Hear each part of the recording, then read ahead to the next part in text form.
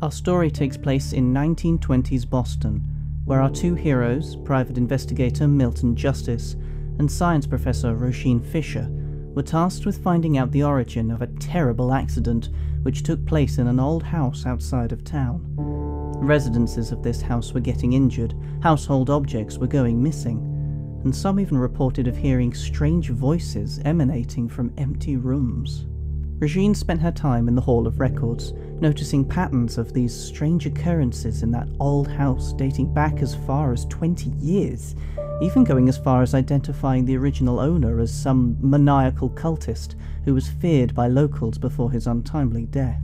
Similarly, Milton began interviewing the neighbours for further information, each one with their own horror story, previous owners experiencing nightmares that left them screaming in the night. Some even being hospitalised from self-inflicted wounds they don't remember doing. It was clear there was something dangerously wrong about this house, but they had to see it with their own eyes. By the time they followed the address to this apparently haunted house, rain clouds had blackened the sky. As they parked their car outside and stepped into the rain, from first glance there was nothing untoward about the house, from the outside at least. Once inside, they found the house was quaint, if somewhat dusty. The current owners clearly weren't living here anymore, giving the investigators free rein to explore. However, from beyond the sound of the rain, Milton could hear noises coming from above, as if something were moving upstairs. It was very clear this house wasn't as empty as they were led to believe. While Rosin looked around for evidence, Milton climbed the stairs, determined to find the source of the sound, assuming it to be a pigeon that somehow found its way inside. As he got closer, it was becoming obvious the strange rattling noise was coming from one of the bedrooms down the hall. Whatever it was, Milton thought, it desperately wanted attention.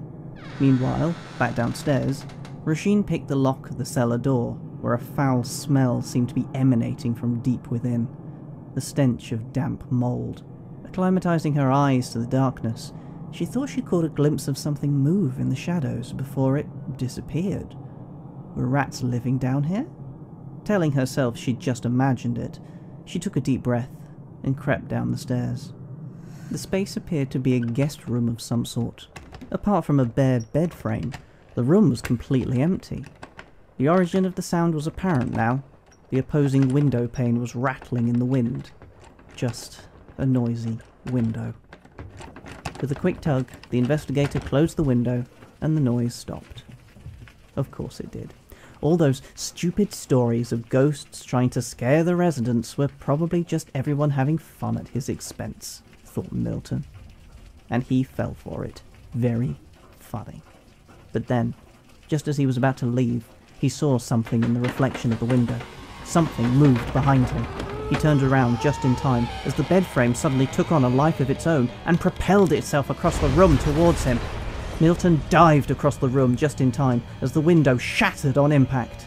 Even a second later to react, and the empty bed frame would have bulldozed the inspector out of the building and into the street below. As the bed frame fell lifeless, Milton stared, panting, unmoving, still trying to rationalise what on earth he'd just seen.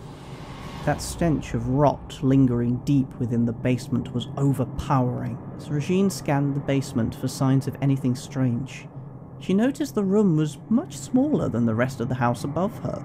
In fact, one of the walls seemed newer than the others. Was there another room bricked up behind this one?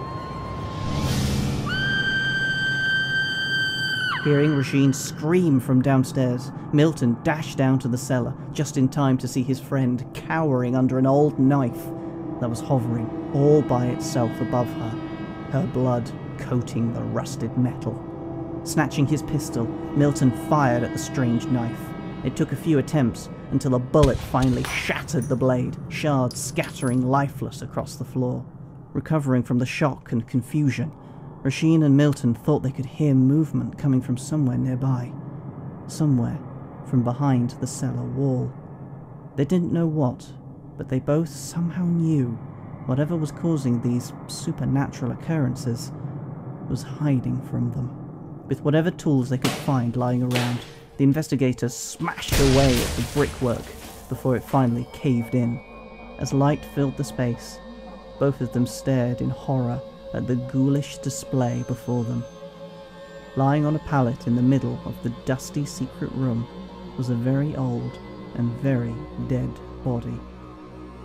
Age had withered its limbs and rotted its face, contorting it into something far more macabre than human. They barely had a chance to inspect it, as the dead body suddenly sat up all by itself, its eyeless face staring directly at them. Strange words emanated from its toothless mouth, in a language the investigators didn't recognize. They didn't realize it at the time, but a magical spell was being cast on them. Milton went for his pistol once more to fire at the cadaver, but found that he couldn't, as he powerlessly watched his own arm point the gun upon himself, his finger itching against the trigger. It took all his willpower just to stop himself taking his own life.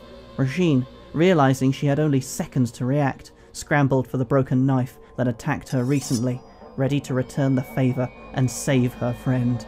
There was a struggle, followed by a sickening crunch as the knife was plunged into the corpse's paper-like flesh. It let out a screech in pain and anger, before crumbling into a fine powder before her eyes. Milton snapped out of his hypnosis as the spell was lifted from him.